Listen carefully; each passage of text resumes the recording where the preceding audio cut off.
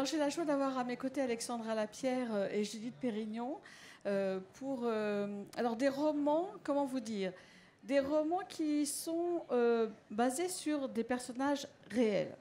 Alexandra Lapierre, vous nous parlez de Noura, qui est une héroïne tout à fait exceptionnelle, une femme flamboyante, une Russe comme on peut l'imaginer quand on parle de la Russie et de l'âme slave. Et Noura, on ne peut pas présenter le livre parce que, figurez-vous que Noura, tout a été vendu.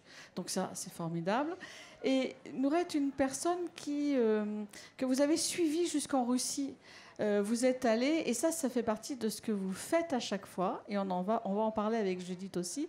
Vous allez dans le pays, vous apprenez même la langue, et vous avez comme une sorte d'âme sœur avec la personne que vous écrivez. Et Noura est quelqu'un qui vous a trimballé un peu partout en Europe, parce qu'elle a beaucoup bougé, au gré bien sûr de son époque et des événements historiques.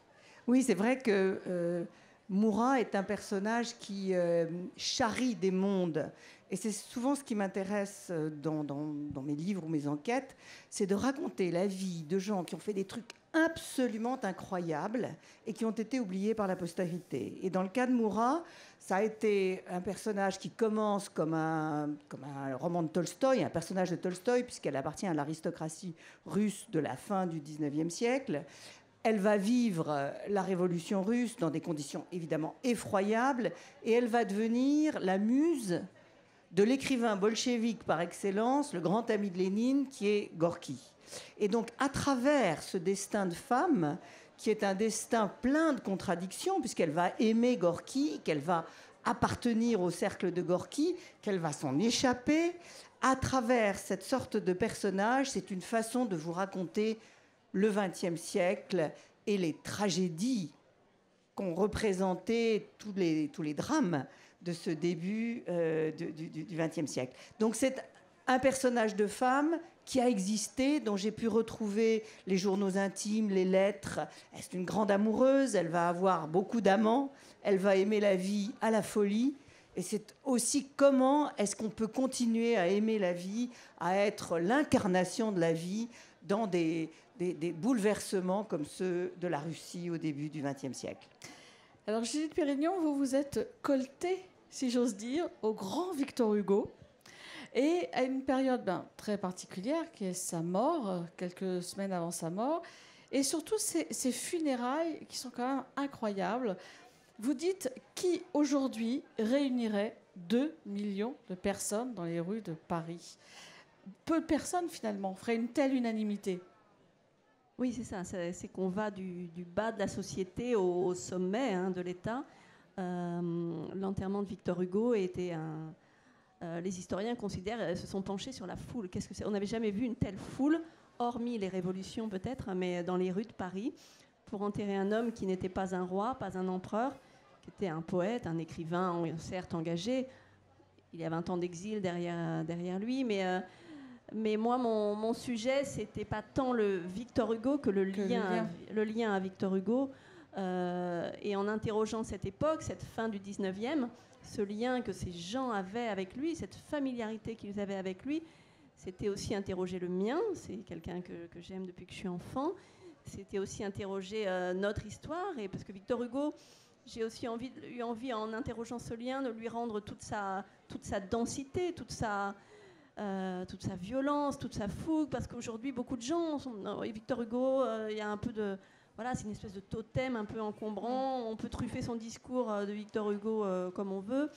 Il faut lui rendre sa verve, il faut lui rendre sa puissance, quoi. Et rien de mieux que ce moment-là pour comprendre ce que les gens ont ressenti. Ils perdaient quelqu'un dont ils avaient besoin. Oui, il y avait des délégations d'ouvriers, il y avait des délégations qui venaient de la France entière, de gens qui voulaient s'approcher au plus près parce qu'il avait représenté, on n'imagine plus ce qu'a représenté Victor Hugo. C'est-à-dire que c'est quand même un homme qui a vécu dans l'avenue qui portait déjà son nom. C'était le monument de l'époque et en même temps très proche pour les gens de ce qu'il voulait dire et représenter. Et justement, oui, à un moment où nous, on est dans un moment de crise, où l'élite est si coupée de la société, voilà un homme qui était vraiment un bourgeois, un père de France, qui avait même commencé conservateur plutôt dans ses idées politiques. Et c'est un homme qui a embrassé la cause du peuple, on peut utiliser ce mot-là, des petites gens. Les Misérables, quand il est paru, c'est un feuilleton dans les journaux. Les ouvriers se cotisent pour le lire, ou se le faire lire. Il faut savoir qu'à la mort de Victor Hugo, même les illettrés pleurent, c'est-à-dire des gens qui ne l'ont jamais lu, qui ne savent pas le lire, mais qui savent qu'il a parlé d'eux. Alors, juste une question.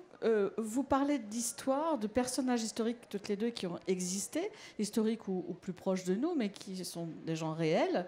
Quelle est la part que ça laisse à l'auteur, à l'imaginaire et aux romancières que vous êtes, Alexandra Lapierre? Je pense que ça doit dépendre des cas. Pour moi, l'obsession, c'est de rendre compte de façon charnelle. C'est-à-dire que tous les faits doivent être absolument, non seulement exacts, mais vérifiés.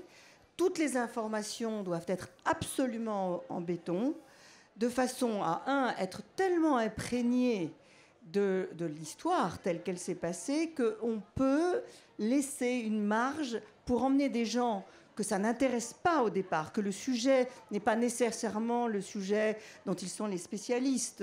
Pour Murat, c'est évidemment la Russie, mais c'est aussi l'Angleterre, mais c'est aussi toute l'Europe, de les emmener de façon à ce qu'ils puissent comprendre de l'intérieur comment le personnage a vécu les aventures qu'il vit. Donc les deux sont aussi importants l'un que l'autre, et je suis personnellement extrêmement obsédée par l'idée d'être exact et donc de retourner aux sources, de vérifier toutes les archives, de façon à ce que ce soit tellement intéressant. Il n'y a pas besoin d'inventer. Ce qu'on fait, en revanche, c'est qu'on construit l'histoire de façon à emmener des gens qui ne sont pas des lecteurs, qui ne sont pas nécessairement intéressés au départ. Judith Pérignon, vous avez travaillé sur Victor Hugo sur une période qui apparemment est connue, où il y a déjà eu des choses écrites. Alors, comment on fait pour justement attraper ce moment-là pour soi ? Et comme Alexandra, moi je me suis beaucoup documentée et j'ai passé du temps dans 2 endroits, notamment qui sont les archives de la préfecture de police de Paris. Il faut savoir que l'enterrement de Victor Hugo était redouté par le gouvernement qui craignait une ébullition des quartiers ouvriers et populaires dans le nord-est de Paris. Il y avait des indiques partout. Et donc dans ces dossiers de police, on trouve plein de gens dont moi je peux faire des personnages. Les historiens ne retiendront pas le brigadier qui garde la maison de Victor Hugo, l'espion qui espionne les anarchistes de Belleville. Mais moi, j'en fais des personnages. Et du coup, on touche... alors en plus, la littérature policière est formidable. Enfin, les rapports policiers sont formidables parce qu'il y a l'heure, le nom de la rue, ce qui se dit en réunion. Et du coup, ça s'emballe. La romancière, elle se fait plaisir. Là où l'histoire... Moi, je ne cite pas un seul des discours qui ont été prononcés à l'Arc de Triomphe par le gouvernement. Je m'en fous. Surtout que tout ça était très convenu. En revanche, en lisant ces documents, donc c'est très documenté effectivement, je peux après promener mes personnages dans Paris, je peux les faire rentrer chez eux, se dire comment je vais planquer mon drapeau rouge et comment je vais le sortir à l'enterrement de Victor Hugo puisqu'il était interdit. Il faut savoir que le gouvernement a fait en sorte que l'enterrement soit un lundi, pas un dimanche, pour que certaines gens, notamment les ouvriers, ne puissent pas être là, que l'itinéraire est resté dans les beaux quartiers, parce qu'on avait peur des quartiers populaires. Donc tout ça soulevait beaucoup de choses et moi je suis restée de ce côté-là des petits personnages pour faire sentir encore une fois ce lien et cette émotion à la mort de Victor Hugo. Merci à toutes les deux. On apprend beaucoup de choses en vous lisant l'une comme l'autre sur notre époque aussi, sur notre histoire et puis sur des personnages qu'on découvre et qu'on aime et qui font ensuite partie de notre vie. Vous verrez, vous y penserez comme à des personnes de votre famille ou des amis. Merci à toutes les deux. Merci beaucoup.